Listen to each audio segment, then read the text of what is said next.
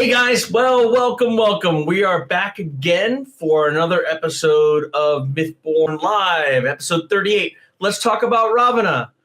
So I was inspired to go into this based on the fact that my parents just got back from Sri Lanka. And what's interesting to me is just how different sometimes you can see the same thing when told by two different people. So as a background, my parents are Hindu, and they are also Brahmins, and so they are from the central country of India. And Sri Lanka is a small country south of India, off the southern coast of India.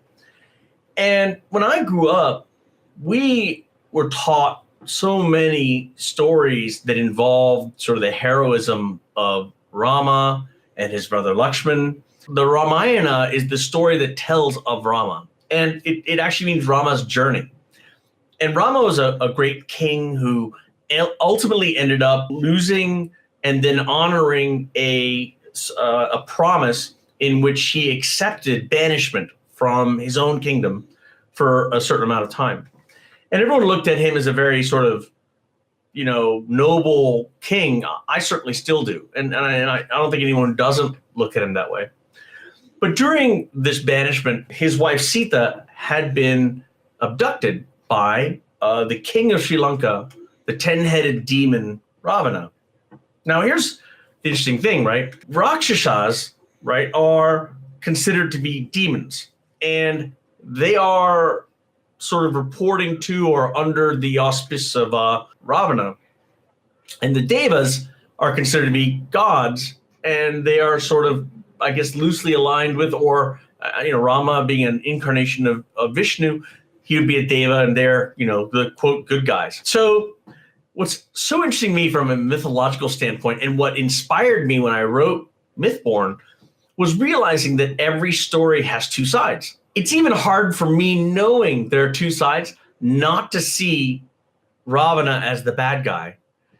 But if you look at the Sri Lankan myths, Ravana wasn't bad at all. Let me give you a brief primer on Ravana.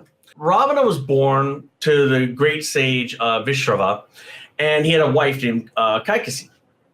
And his father was one of this very revered family. Ravana was given the right education. He was trained in the martial arts. He was given, the best in the academics. The depictions of him with 10 heads, oftentimes I think, and scholars think, that this was sort of an indication of his gift of special knowledge, that he had some, very, very deep and true understanding of the world. He was a man of logic, and to the Sri Lankans and in their writings, he was a great king who had a really profound understanding of administration. In fact, there are 7 books in the Ayurveda whose authorship still stands in his name. And it sort of establishes him as a great physician, almost a great doctor of Ayurvedic remedies and medicine. Ravana is sort of known and recognized within the Sri Lankan culture as someone who is, an amazing king. And he's also has said to have invented flying vehicles called vimanas. And these vimanas were used to traverse various portions of the Indian continent very, very quickly. A little sidebar on this, and I'll put some, as you guys know, I do these tapes and then I add stuff later and try and clean up my ums and ahs. It's the only way I can have any money left, because I was giving my kid too many coins for every and ah, as he was just pouring me out. What's interesting is he invented this flying contraption that would let you get from place to place. These vimanas were supposed to have run on a special kind of metal, a liquid metal, that created almost like a magnetic field, so they levitated. And what's interesting now is if you look up Vimana, there's all this new, I guess, UFO people who believe that this might be accurate, recollections. Who knows? But what's interesting to me is when my parents came back with pictures of the fortress of Ravana, his fortress is on the top of a tall granite plateau. The top has been sheared flat. There is a, 1,000,000-gallon or something type reservoir up there, and it feeds, not just the animals and people up there, but acts as a bathhouse, and it has so many different purposes, and it's cut into the granite at the top of this giant rock structure that's several 100 meters high. It's not a small hill. You can't get up it without they had to install ladders and special steps now to get to the top. But there are, strangely enough, cut into the side of this building landing spaces that lead to tunnels that then lead into the interior of the rock. What landed there? Maybe the Vimanas? I don't know. I want to do more research on that. But back to why I'm so sort of interested in this. So the way that the Sri Lankans and their culture sees this king is he was a great devotee of Lord Shiva. Ravana would meditate for days on end to try and understand the meanings of life. He did understand, and it said that Lord Shiva was so impressed by him that he bestowed upon him the power to use divine weapons, an honor that only the hardworking devotees could earn. If you are a UFO person, then this means probably for you that he gave him, their ray guns and their various, special alien tech, and they said he could use that. Who knows? Maybe they DNA coded it to him. So it's pretty interesting, right? But for the Sri Lankans, even the start of the war between Rama and Ravana is very different. For when I grew up, I was taught that had Ravana not abducted Sita, Rama's wife, there never would have been a war. But here's the thing. I never heard the story that I'm hearing now of Lakshman, Rama's brother. He had cut off Ravana's sister's nose, Surpankaha, I think it's Surpanaka, her nose, after she proposed to Lord Rama as some kind of, you're not worthy of my brother, so I'm going to slice your nose off your face. Oh, really? Okay. So if that's true, then all Ravana did is come to the aid of his, the injury of his sister, right? So I don't see where the evil is in that. It's sort of like, how do you look at the terrorists from the terrorist side? They all think they're heroes. Hey, we talked about this in an earlier episode. Everybody's a hero in their story.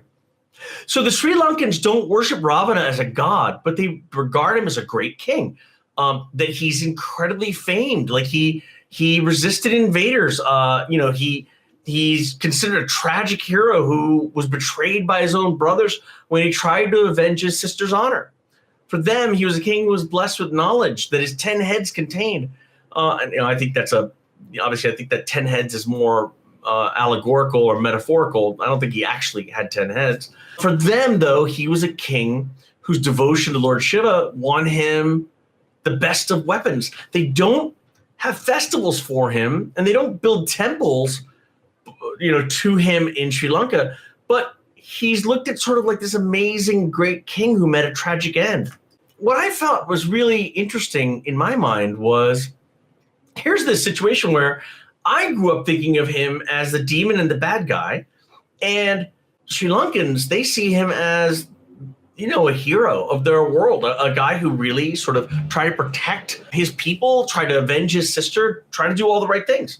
And you know what? That's awesome. That's exactly what I talked about in Everybody's a Hero in their own story.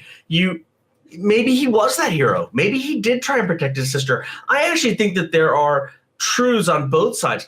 I think he probably did try and protect his sister. I doubt very much that Lakshman would have cut off her nose, but he may have hurt her. He may have broken her nose, and I would feel horrible if this were true, but maybe he smacked her for talking to Rama, which is horrible.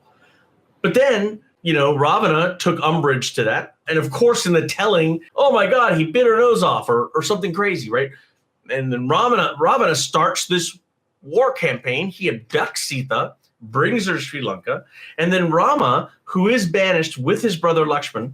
By the way, just as an aside, my full name is Vijay Raghavan Lakshmanan, which actually means victory for Rama and Lakshmana, right? So That's how deeply ingrained these stories are in my life. Vijay, Raghavan, Lakshmanan is victory for Rama and Lakshmana. It's sort of funny. So then Rama goes after his wife with the aid of the king of the monkeys there called Hanuman, who is a huge deity amongst the South Asian cultures. He builds a land bridge from the southern tip of India to Sri Lanka, crosses it. The Hanuman's army helps him build this land bridge out of rocks, crosses it to Sri Lanka, rescues his wife, comes home, ultimately ends up being king of Ayodhya and takes back over his kingdom. But think about, like, what's crazy is this fortress of Ravana is literally several, I want to say hundreds of meters, but I tend to think in feet. So it looks to me to be 200 feet tall. If you look at the Landsat pictures of the southern coast of India, they've found a land bridge that actually stretches the 1.5 to 2 miles from the southern coast of India to Sri Lanka. And it looks to be thousands of years old. That's just interesting also from the standpoint of mythology being fact. So assuming for a moment that both stories, some version of both stories are correct, what I find so amazing is that Ravana is as much a hero in the eyes of his people as Rama is in the eyes of his.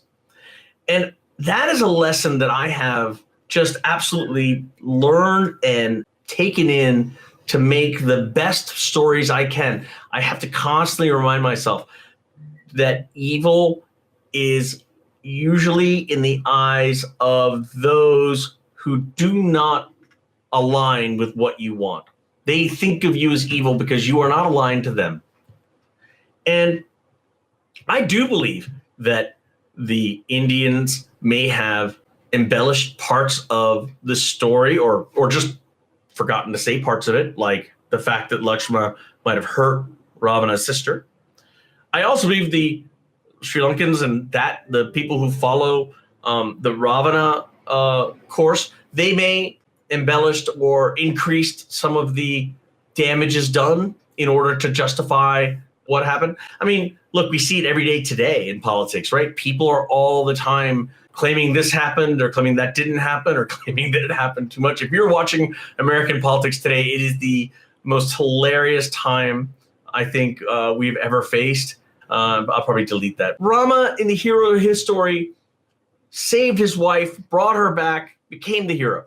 Ravana, in the hero of his story, he defended the invaders. He's a man of knowledge. He built medicine. He built Vimanas, these flying machines. He brought wealth and prosperity to his people and peace, right, for years. And I think that is probably more likely that neither side has the story right, and that the story is in fact somewhere in the middle of these two epics. The one where Rama is completely right and Ravana is a demon, and the one where Ravana is completely right and Rama is a demon, right? I think that there's something in the middle there that speaks to great mythology, great culture, ancient civilizations, and a great lesson in writing and writing techniques. So when you think about writing, again, watch my earlier episode. I'll put a link to it in this when I'm done. But realize and remember, very rarely are people all good and all evil. I think people are what's best for them at any given time. And by them, I think based on their upbringing and their own mental capacity, them might include a much larger circle of people, including family, including friends, including acquaintances, and you keep getting wider and wider out depending on how altruistic that person might be. Think about that. Do some research on Ravana and his fortress in Sri Lanka. It's fascinating. Look at the bridge that was built in the South Indian Ocean to Sri Lanka. That's fascinating. Read about Vimanas. I think my mom grew me up on stories that these things existed in ancient times, that people could fly from place to place based on magnetic materials, liquid metals. Maybe that liquid metal they're talking about is mercury. I don't know. Maybe it's something else. I don't know. Join me next time as we think about some more cool mythology and how mythology applies to writing. But this was one of the ones that I was really excited to talk about because my parents getting back, they have pictures of this fortress, and I'll put those up also during this broadcast so you guys can see some of this stuff I'm talking about. Stay tuned. I will be back online soon. Speaking of which, we have some housekeeping this time around. First of all you audiobook fans, thank you so much for your support. The audiobook is doing amazingly well, and we are talking to the narrator, Michael Kramer, and we're pretty close to doing a deal with him where he will do all 5 books. So we'll have Michael Kramer for book 1, 2, 3, 4, and 5. And if we can get the deal done with him soon, we might be able to have audiobook 2, Mythborn 2 in audio format out shortly after Christmas, certainly in January, and very shortly after that, audiobook 3. So I'm really looking forward to getting Mythborn 2 and Mythborn 3 into the audiobook format. I'm still crushing it on writing Mythborn 4. So I hope you guys can stay patient. Believe me, it's worth it. I don't want to phone in the story. I want to make sure that it really makes sense and covers what the characters and what you deserve. So I do appreciate your patience. I know it's been a long time. Life is the way life is, but I promise you I will finish Mythborn 4 and Mythborn 5. I have too much invested in this not to finish it. And then I can't wait to start the next series, which is the precursor to Mythborn, talking about the world that these people came from. And I'm really excited to delve more into nanotech and technology as magic. Finally, my timing during the day is shifting a little bit. So I'm going to be probably moving Mythborn Live, at least the live event, to the evenings. I haven't figured out exactly when, but stay tuned. I will still be filming things a little ahead of time and trying to edit them and get them out there for you guys. But my normal 3 o'clock East Coast time on Tuesdays and Thursdays may shift to something more like 7 or 8 p.m. East Coast time on Tuesdays and Thursdays, or on Wednesdays and Sundays, or something like that. So stay tuned, but definitely this Thursday it will not be at 3 p.m. I will have to do it later, and I didn't want anyone who came on at 3 p.m. and then didn't see me there to think that I was just super excited. And I think that's it. So thank you for coming to me on Mythborn, episode 38, about Ravana and how 2 stories can paint a person, a hero, and a villain at the same time. I look forward to talking to you guys. I want to thank you for your support. Please don't forget to subscribe to the channel, to hit like if you're on Facebook, to join us, and check out the audiobook on Audible. Check out the links are all below. Just click them. If you use our links below, it doesn't cost you anymore, but Amazon gives us a little something to keep the website up and going, and I appreciate you doing that. And I look forward to talking to you guys soon. So I'll see you guys at the next Mythborn Live. Thank you so much. Take care. And now I got to end this.